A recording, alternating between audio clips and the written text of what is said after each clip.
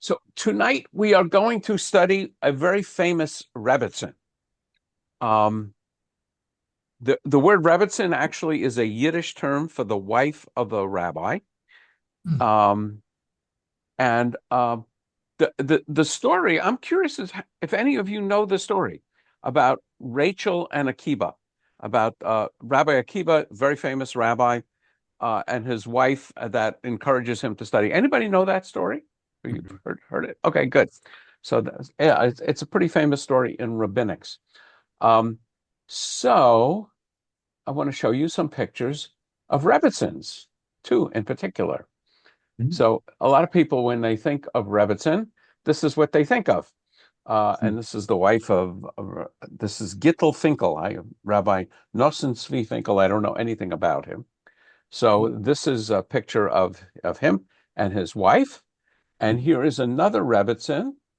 Um, some of you may know her. This is my wife. Um, I don't know how well you can see it, but you Say know, Yofi, Yofi. I posted a picture of her on Facebook, Oh, also in like a belly dancing outfit. And one of my friends from high school said, "That doesn't look like my Rebbitzin." So I thought that was funny. So we have kind of two yes. I sent out two articles and basically they are the story of Rachel and Rabbi Akiba. The first one is just simply text cut and copied from Safaria in this in Tractate Ketubot. Um, so you may know in Talmud there are lots of different tractates. There are six orders of the Mishnah.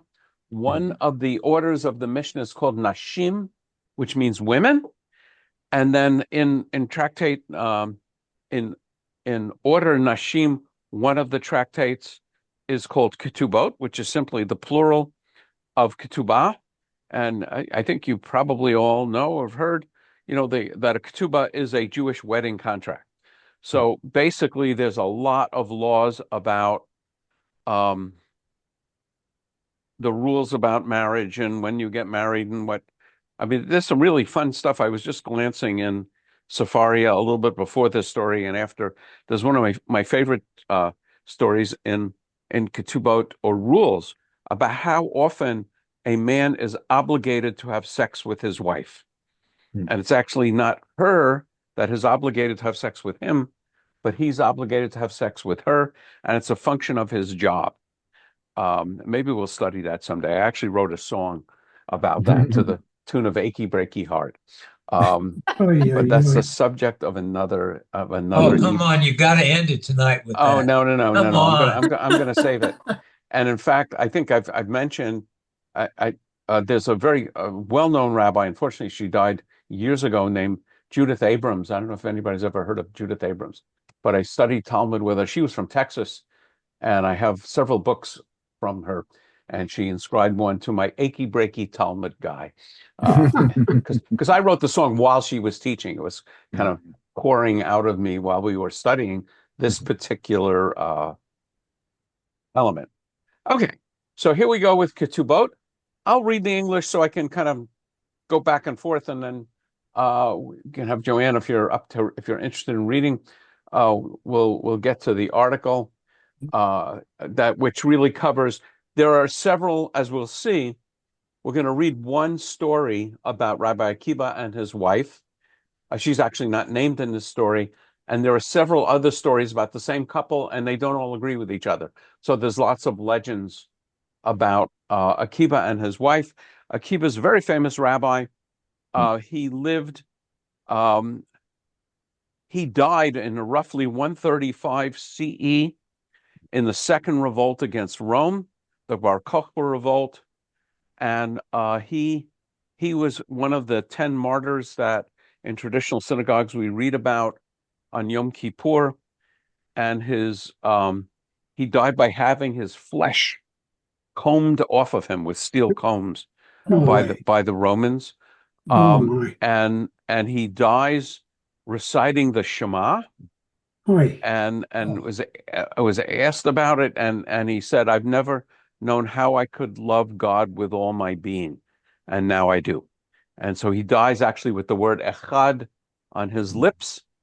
And you may know that it is traditional in times of great danger when you think you may die, or if you're in the room if someone is dying or someone who is dying, it is traditional to recite the Shema. And that story goes back to Rabbi Akibah.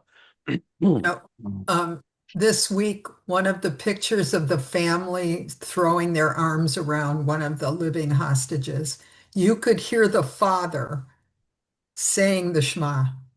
Yes, and I think he also recites the Shehachianu, if I heard it correctly. Well, that Maybe it was I heard a different. few times. This particular, you only see the back of the father. He's kind of a big guy. Yeah. Yeah. Yep. Made me cry. Yeah. So, story in Ketubot 62b, the Gemara relates, Rabbi Akiva was a shepherd of Ben Kalba, let me just see how, Savua, one of the wealthy residents of Jerusalem. The daughter of Ben Kalba Savua, Rachel, saw that he was humble and refined. This is Akibah. She said to him, if I betroth myself to you, will you go to the study hall to learn Torah? He said to her, yes. She became betrothed to him privately and sent him off to study. Her father heard this and became angry.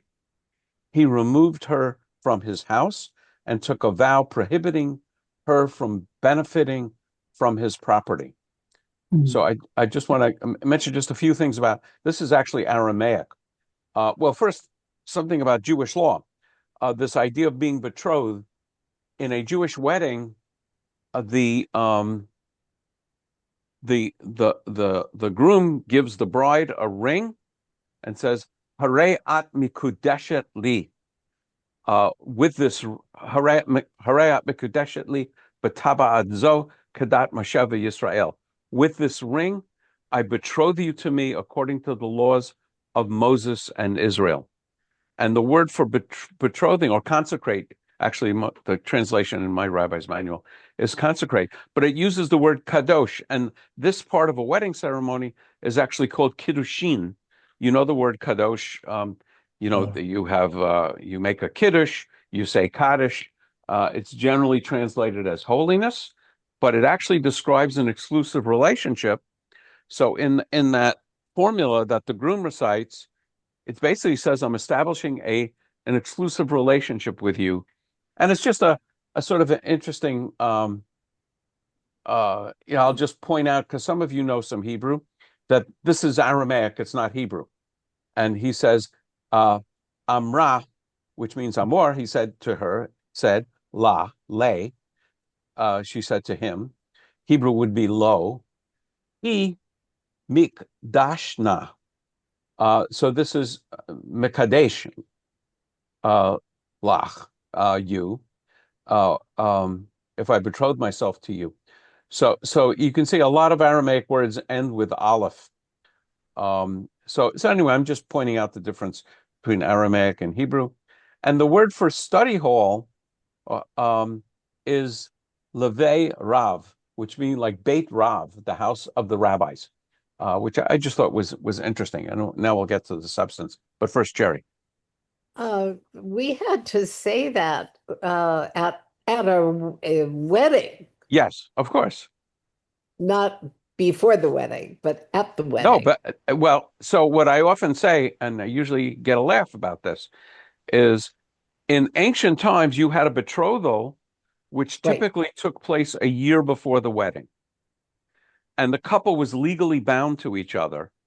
And in fact, even though they were not yet married, if they decided not to go forward with their wedding, they would have to get a Jewish divorce because they were legally bound to each other. Right. And as the fun part of this is because they are not yet married, they are still denied intimacies with each other. But because they are betrothed, they're denied intimacies with everyone else. So I always say over the course of the thousands of years since this time, the time between betrothal, kiddushin, and marriage, nisuin, got shorter and shorter until now it's about 5 or 10 minutes. So a traditional Jewish wedding actually includes both ceremonies. The betrothal is that formula, and the marriage actually is the 7 blessings.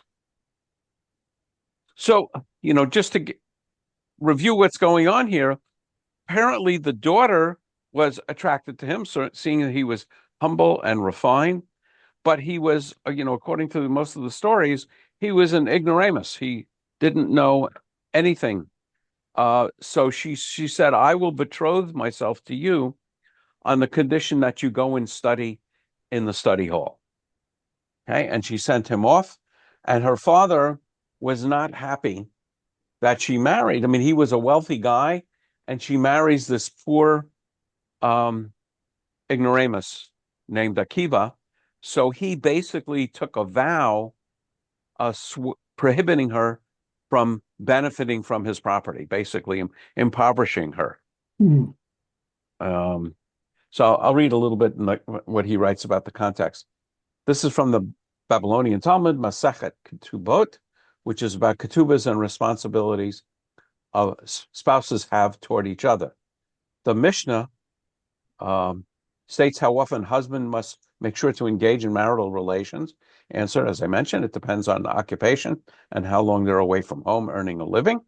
The Gemara discusses this and gives tales of what happens when rabbis are away from their spouses for too long. This story leads to the story of Rabbi Akibah. So you have in the rules that a husband must be available to his wife with a certain frequency, and scholars every night. But of course, the rabbis, like members of Congress, exempt themselves from lots of rules, so they can go off and study. And so that leads to a whole long discussion of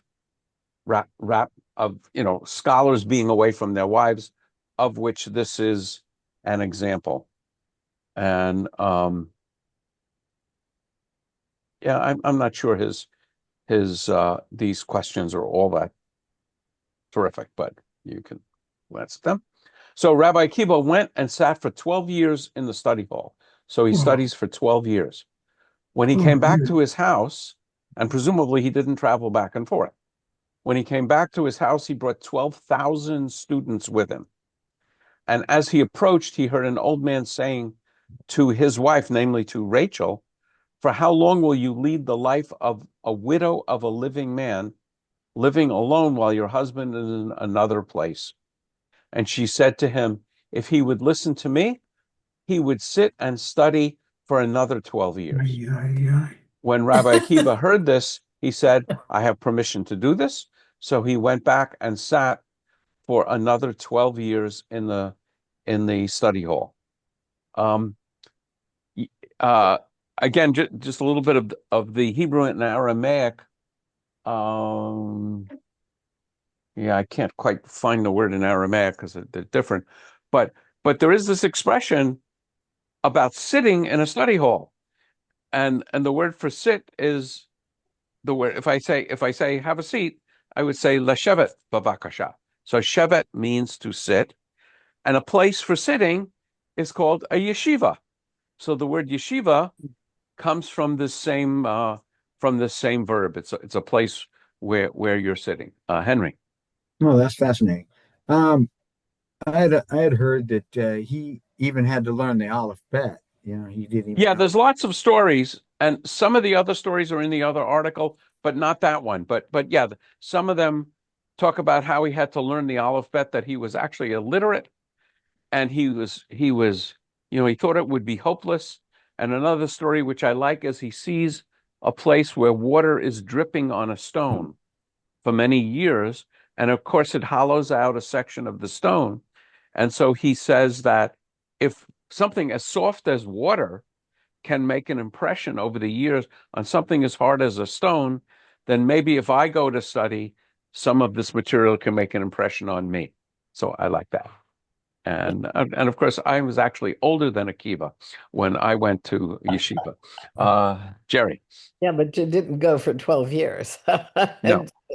I'm just curious how his wife survived, being that her father kicked her out. of their home. So let's read on. Good question. So he doesn't even say hello. He just goes back. I mean, that's kind of fun questions. Why he comes home with 12,000 students. This is the Talmud's way of saying is he was a highly respected scholar and rabbi. So the next verse. When he came back, he brought 24,000 students with him. This is clearly an exaggeration. His wife heard and went out toward him to greet him. Her neighbor said, borrow some clothes and wear them, as your current apparel is not appropriate to meet such an important person. She said to them, a righteous man understands the life of his beast. I didn't actually try and track that one down, but basically, a righteous man sees through the outer layers. When she came to him, she fell on her face and kissed his feet. I can say that, speaking personally from a Rebbitzen, I've never had my wife, even though I've been gone sometimes as much as 2 or 3 weeks. You would think she would fall on her face and kiss my feet. Hasn't happened yet. His attendants pushed her away as they did not know who she was. He said to them, leave her alone, as my Torah knowledge and yours is actually hers. Namely, she's responsible for him doing all this learning. And then the next verse. In the meantime, her father heard that a great man came to town. A great rabbi is now in town. He doesn't know who this rabbi is. He said to him, I will go to him. Maybe he will nullify my vow and I will be able to support my daughter. I'll finish reading it and then we can talk about this business with nullifying a vow. He came to him and asked about nullifying his vow. And Rabbi Akibah said to him, did you vow thinking that this husband would become a great man? And he, the father, said, if I had believed he would know even one chapter or even one halacha, rule of law, I would not have been so harsh. He said to him, I am he. Ben Kalba Savua fell on his face and kissed his feet and gave him half of his money. The Gemara relates Rabbi Akibah's daughter did the same thing for Ben Azai, who was also a simple person, and caused him to learn Torah in a similar way by betrothing herself to him and sending him off to study. This explains the folk saying that people say the you follows the you, the daughter's actions are the same as the mother. So one of the things that we talked about vows, I know we talked about, I think in a Saturday morning Torah study, we have this great and troubling prayer, Kol Nidre, disavowing your vows. But this is another indication about how seriously Judaism takes vows. So once the father vows that he will not support his daughter, he just can't simply go back on it. He actually has to get the approval of a religious authority, either a Beit Din, 3 rabbis, or in this case, I guess we got Akibah and 24,000 of his students. Probably at least 2 of them would be willing to go along. And then Akibah uses sort of an interesting legal trick, because he said, when you vowed not to support your daughter because of her choice of a husband, did you think that he might be a great scholar? And of course, the father says, no, I just thought he was an ignoramus. And he said, therefore, your vow doesn't apply, because your daughter didn't marry an ignoramus. Your daughter is married to a great scholar. Therefore, you can support them. So that's sort of one simple version of the story. That's one way to get around it. Yeah. So rabbis are really good at getting around things. We talk about this. There's a phrase you will hear in this world is, where there's a rabbinic will, there's a halachic way. Yeah. Namely, the rabbis can figure out how to do almost anything and everything. There is a famous rabbi named Greenberg. His brother was actually one of my congregants in Camarillo, and he is a gay Orthodox rabbi. and he wrote anonymously for many years. I think he wrote a book called Trembling Before God, which I actually made a documentary out of. And he pointed this out, that the rabbis are very used to getting around rules in the Torah that they're uncomfortable with. And one of the mechanisms, going off the subject, one of the mechanisms is, are you operating under duress?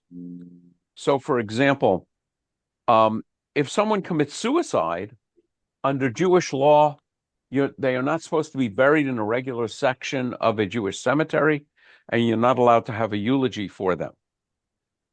But the rabbis quickly add that everyone who commits suicide was acting under an irresistible compulsion of which they had no control. And if you're acting under a compulsion over which you have no control, it mitigates the sin. So what this guy Greenberg said, if the rabbis had wanted to approve of homosexuality, they could have said that any two men or women that are attracted to other men or women are acting under an impulse of which they have no control, which I would say, that's sort of my understanding of what, psychologists say is true, that people who are homosexual don't choose that orientation, that is their orientation. So what he was saying was, if the rabbis had wanted to exempt people from that rule, they could have, but they didn't want to. So I just found that interesting. And we see it, dozens of times, and it often makes people angry how, we come up with these legal fictions like selling your chametz to a non-Jew, and so on. Les. A lot of times we hear about Jewish laws, and now you're saying rules. Is there a difference in No, I'm using the term interchangeably. So laws and rules are the same.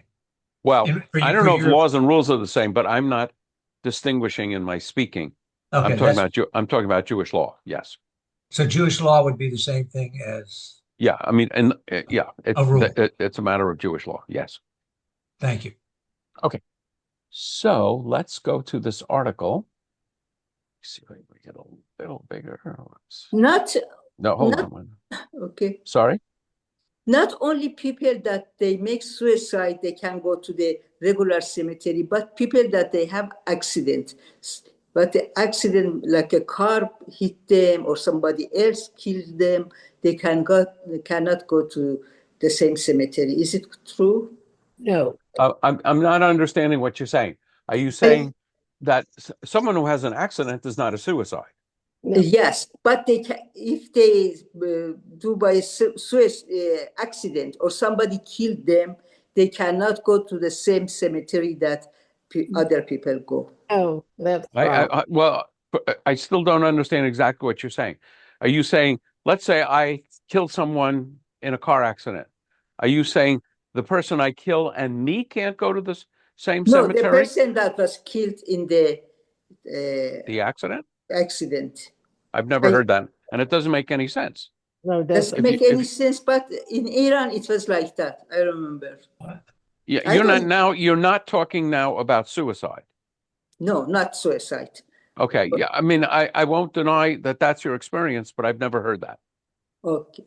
I think there probably are areas where if someone commits suicide, that the rabbi might rule that they did it intentionally and they weren't. I mean, that I imagine would be a matter of rabbinic judgment. So I could imagine that, but it doesn't make any sense to me how you die, except if you die, by your own hand. So I'm not sure. That doesn't sound right to me, but I won't deny that was what you experienced. Okay, so let's move on to, this is an article about, more broadly, about the various stories of Rachel, wife of Rabbi Akibah, in a website called My Jewish Learning.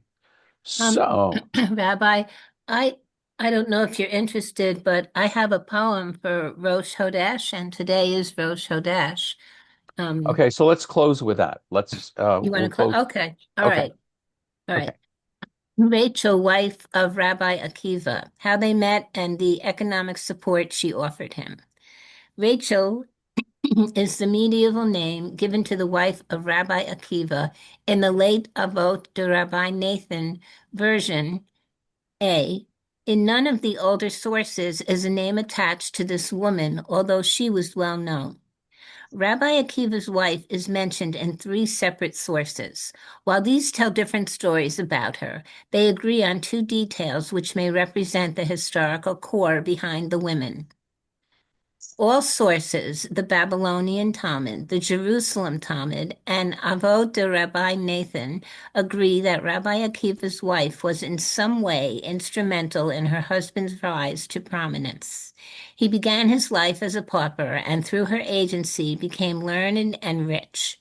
In addition, all the sources know that her husband rewarded her for troubles with a glamorous headdress, usually identified as a golden city or a golden Jerusalem.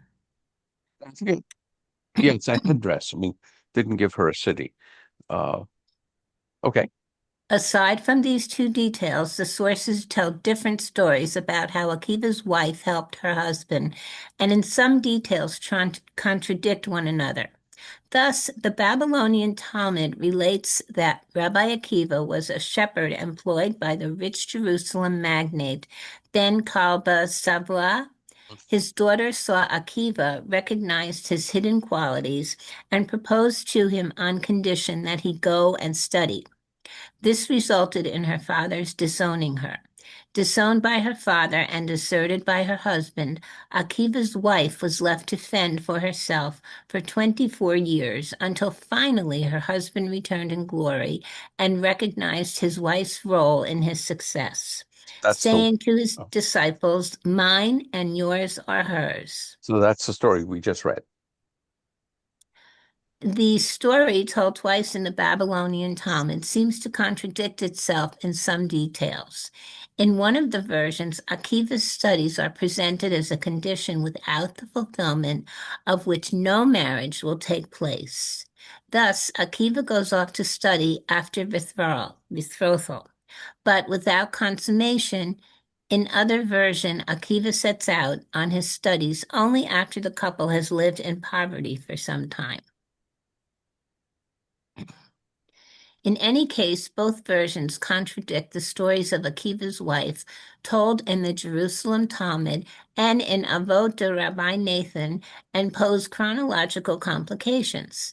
If Rabbi Akiva died a martyr's death in the aftermath of the Bar Kokhba revolt, it is not very likely that he was an employee of the Jerusalem millionaire of 66 CE who, according to legend, could supply the city with food for 20 years, but lost all his riches when armed bands burnt the food supplies in besieged Jerusalem. Thus, one should conclude that the Babylonian Talmud story is legendary and was composed for didactic purposes, primarily in order to justify husbands in Babylonia leaving their wives at home for protracted periods of time in order to study Torah. Perhaps the true father of Akiva's wife was a certain Joshua, whose son, Rabbi Yochanan, is described in one source as Rabbi Yochanan, son of Joshua, Rabbi Akiva's father-in-law. Rabbi Akiva's son was certainly called Joshua, probably after his grandfather. In the Jerusalem Talmud, a completely different story is related about the help Akiva's wife rendered her husband. According to this version, she sold her hair and thus supplied him with the funds for his study.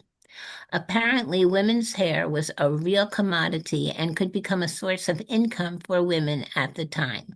But women selling their hair is a very common and also an ancient literary motif. Furthermore, the story of the sale of hair serves the literary strategy of measure for measure. Akiva's wife sold her hair in order to assist her husband, and he later rewarded her with a magnificent headdress. The Jerusalem Talmud version, which tells of the economic assistance that Rabbi Akiva's wife rendered her husband, does not involve the husband's long absence from home. In this, it disagrees with the Babylonian Talmud version. The third version of the story, found in the two editions of Avot de Rabbi Nathan, seems to reject the stories of both the Babylonian Talmud and the Jerusalem Talmud. It relates how Rabbi Akiva started off as a pauper and an ignoramus, deciding on his own initiative to go and study. He already had an adult son when he began school. While he was learning, he also supported himself economically. Yet, the story ends with Rabbi Akiva buying his wife a golden crown.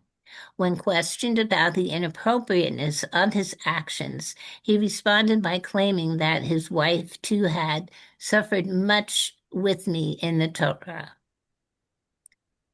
Only in Avot de Rabbi Nathan version A is the name Rachel found. It seems to be based on a misreading of the text, in where we are informed that Rabbi Akiva's daughter had acted like her mother with regard to her husband, Simeon ben Azai, obviously allowing him to go away on his studies for a lengthy period. This statement is followed by a saying intended to describe the daughter's actions. The sheep went after the sheep. The word sheep and the name Rachel are derived from the same root. Avot de Rabbi Nathan interpreted the saying as naming the woman. Okay. Avot the Rabbi Natan, some of you may have heard, I think that's all there is in this article. Yeah. You probably have heard of the Pirkei Avot, which is part of the Mishnah, and there's no Talmud on it, but there is this other work called Avot the Rabbi Natan, which comments on some of the stories. So actually, now we do have some time. Maybe I will go back to, let me see if I can find in Ketubot. Let me expand this. Okay, so this is what we just read, but if we go up a little, or a lot, no, that's not what I want to do. Sorry about that. Ketubot. So anyway, here are the orders, the orders of the Mishnah. Seder Moed. Moed means a time, so the holidays. So lots of discussion of different holidays. And the second one is Nashim, family law, and Ketubot. And we were like at 63A, I think. Let's just see. These are all stories about rabbis going off and studying. Okay, so now we're in Mishnah. So anyway, we'll read this, and maybe if I can find it quickly, I will do the song. So, no, this is not it. Sorry.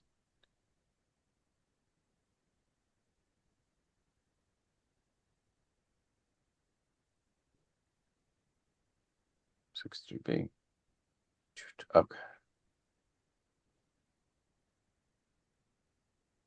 I know this is in the Mishnah, so let me find it. No, menstruating women in conjugal relations, that's interesting. Sorry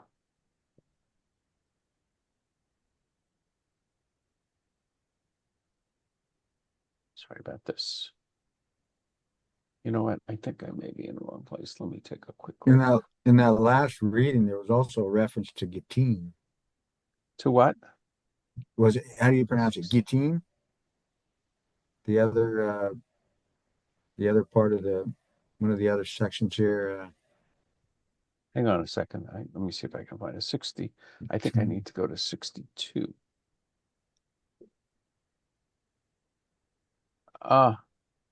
I can't quite understand what you're saying. Okay.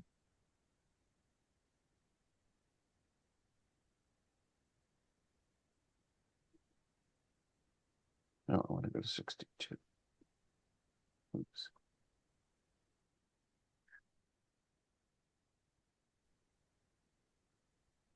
Sorry about this. I didn't think we'd get through this so quickly. If I can't find it quickly, we will.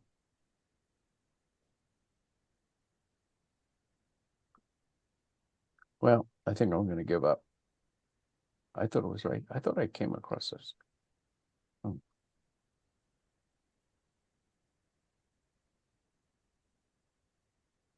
Okay, here we go.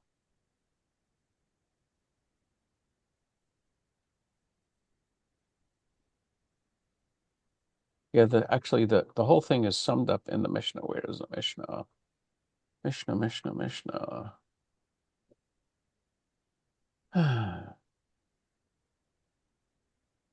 This is why you should prepare.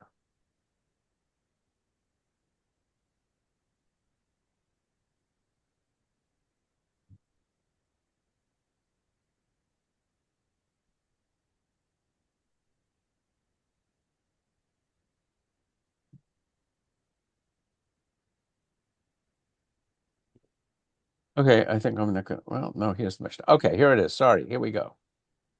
Mishnah. With regard to one,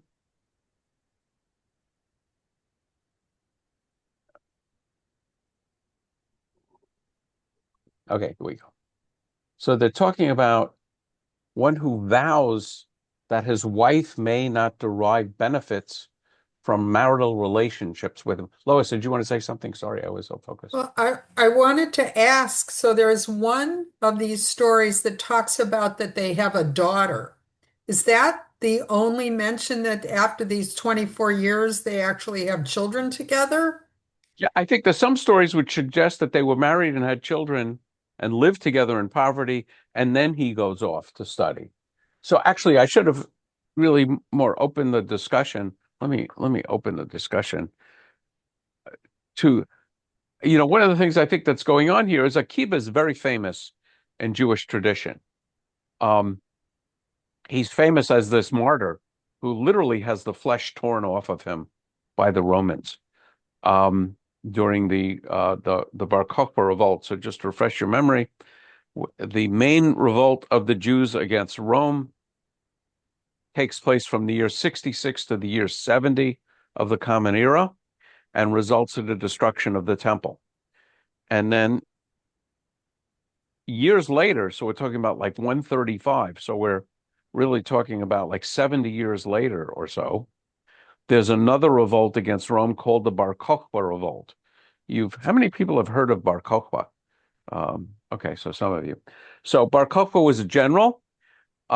His actual name was Bar Kosiba, but I think Akibah was one of the people who started calling him Kokhba because Kokavim means star, so he was like the son of a star because he had this, was this illustrious general. And one really interesting thing about Akibah and Bar Kokhba is Bar Kokhba declared that Akibah was the Messiah. Mhm. And then when the revolt failed, it was clear he was not the Messiah. And I have this sort of private theory that may have really accelerated the separation between Jews and Christians, because for many years, scores of years, and perhaps longer than that, like 100 years, Christianity begins as just another branch of Judaism. And it's, a branch of Judaism that follows this guy, and they were called Nazarenes because they followed the guy from Nazareth. And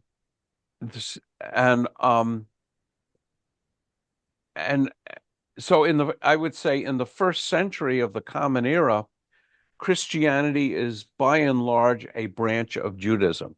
In order to be Christian, you had to be Jewish. It was simply another form of Judaism.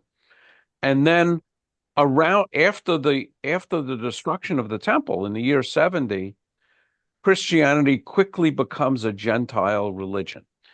Namely, it ceases to become a form of Judaism and is understood to be its own religion. This was actually important in Roman times because the Romans were not very happy with the Jews and with Judaism. They expelled all the Jews from Jerusalem. They changed the name of Jerusalem to Capitola. Capola, Capitola, Alina. I can't remember now. But anyway, they were not happy with the Jews. So if your job is to get Romans into your religion, one thing you don't want to do is to say, "Oh, don't worry about us. We're just another branch of Judaism." That's not going to sit well with the Romans.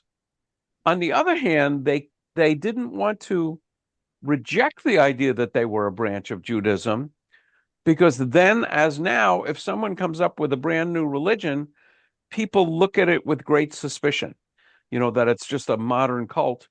So the early Christians wanted to benefit from the cachet of Judaism being an ancient religion, which the Romans respected. There was a time which I think they thought that like 10% of Romans were Jews or had converted to Jews or maybe born Jewish.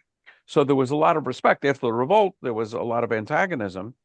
So Christianity sort of has to live in this world where it's both and. We're not really Jewish, but we want to claim the benefits of being Jewish or the history, which is one of the reasons why Christianity has as its Bible the Hebrew Bible, which it calls the Old Testament. And it's incorporated into Christian scripture.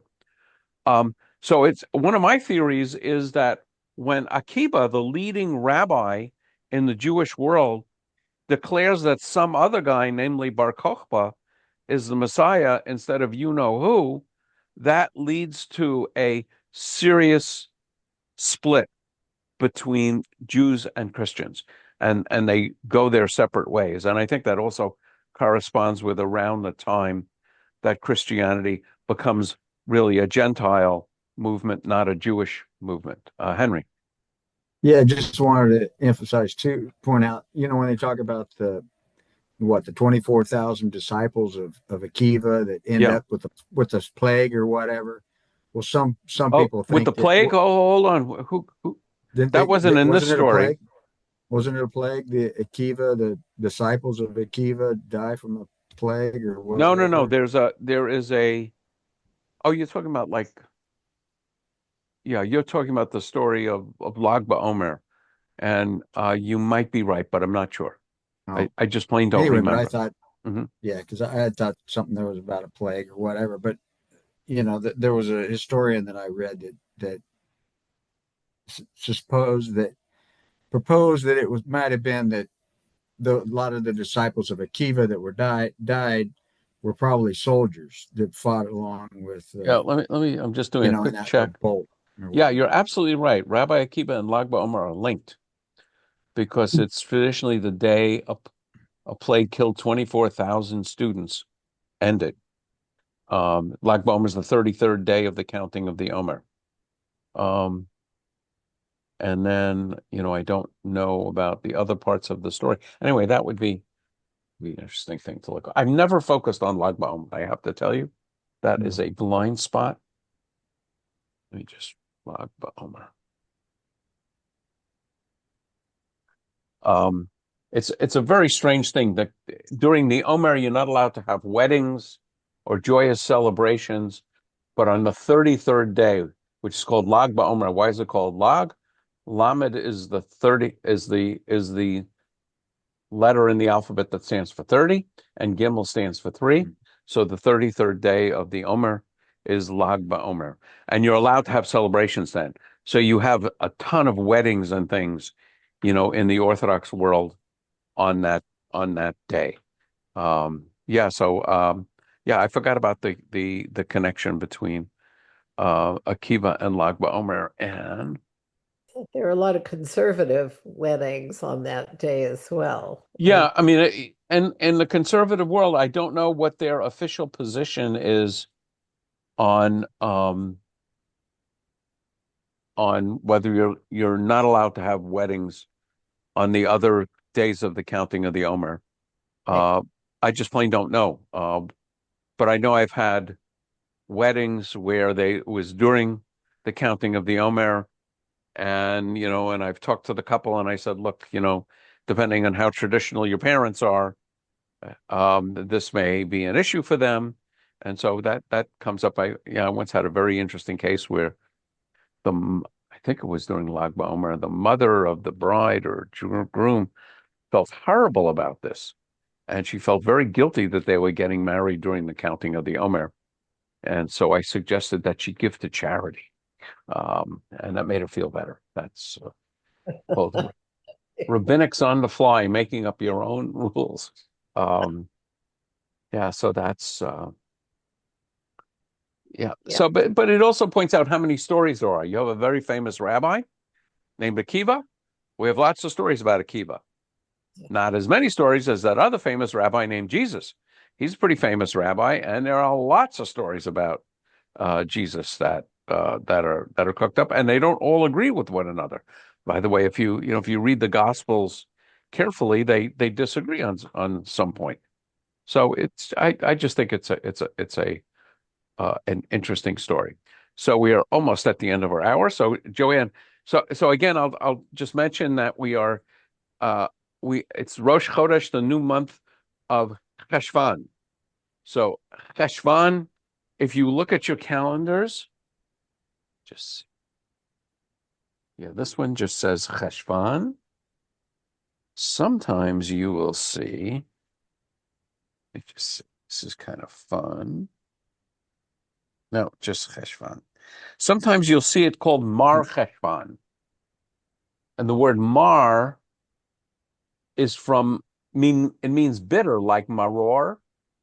So Cheshvan is often called Mar Cheshvan, bitter Cheshvan, because there were no Jewish holidays in Cheshvan. I think it's the only month in which there is no Jewish holiday, however minor. And of course, the rabbis and cantors love Cheshvan because we finally get a break. Because if you think about it, in leading up to Rosh Hashanah, you have Slichot, and then you have Rosh Hashanah, 2 days, and then you have the 10 days of awe, and then you have Yom Kippur, and then 4 days later you have Sukkot, and then you have Shmini Atzeret, then you have Simchat Torah. And so the rabbis are absolutely dead by this time. And along comes bitter Cheshvan, but it's not bitter for the rabbis. But lunar calendar, so it must be a new moon. So Joanne, you said you have a poem. Yeah, hold on, let me get it back. Okay, Rosh Hodesh poem by Rabbi Patty Haskell. The moon withers to nothing in the night sky as prayers for this new month blossom with petals of hope. Every 29 or 30 days, a new start. Freshly laundered days on which to place our marks. Tiptoeing, running, stepping forward. Songs of Hallel, praise to the month maker. Lead us on our first step forward into the open spaces ahead. Subtle changes we anticipate as we unfold moment into week, unwrapping the gift of new self to rewrap 30 days hence. Walk with me now, step into the unknown, sing with joy and wonder. Blessed the path ahead. Thank you. So, And, I'll observe that Rosh Chodesh has been adopted, I would say, by the Jewish feminist movement with basically a natural body cycle geared to roughly once a month.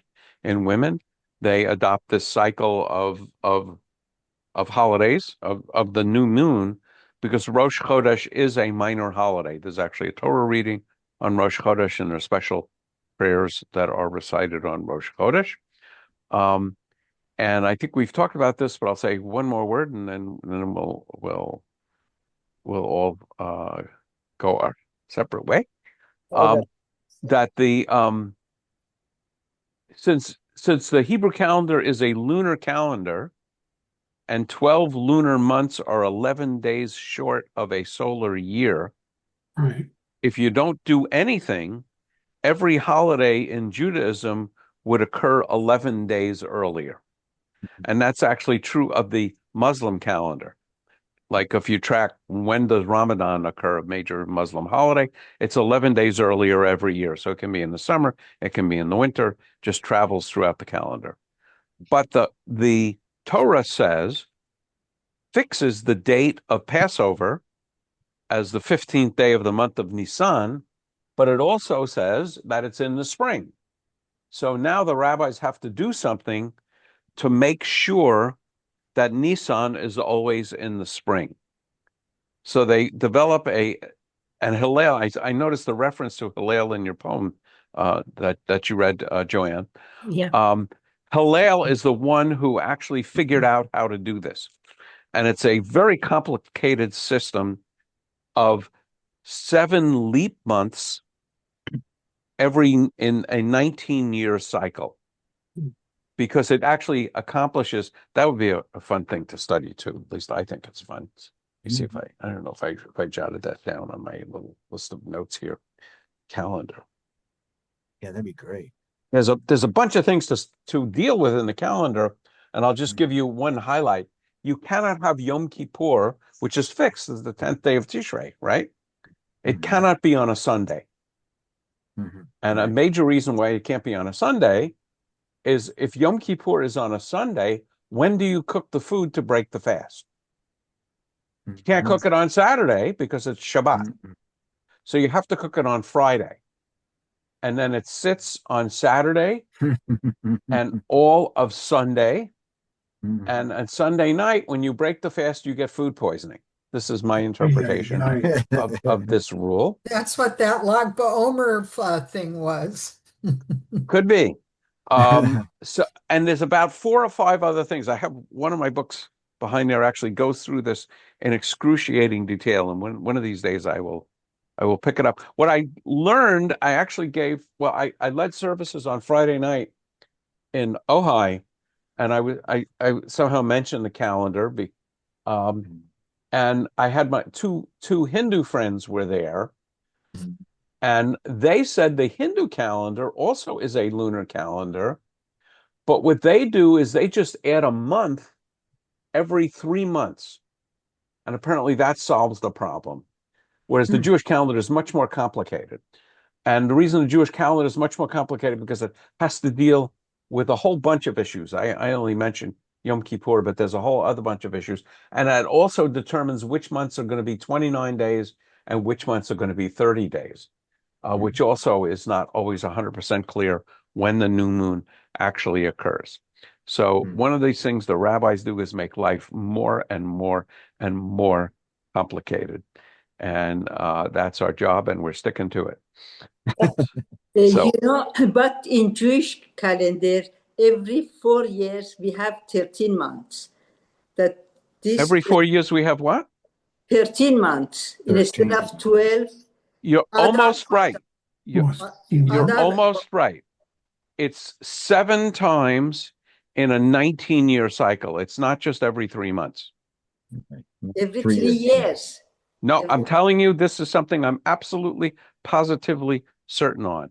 And there's a list, and I, at one point, I'll just do a quick search.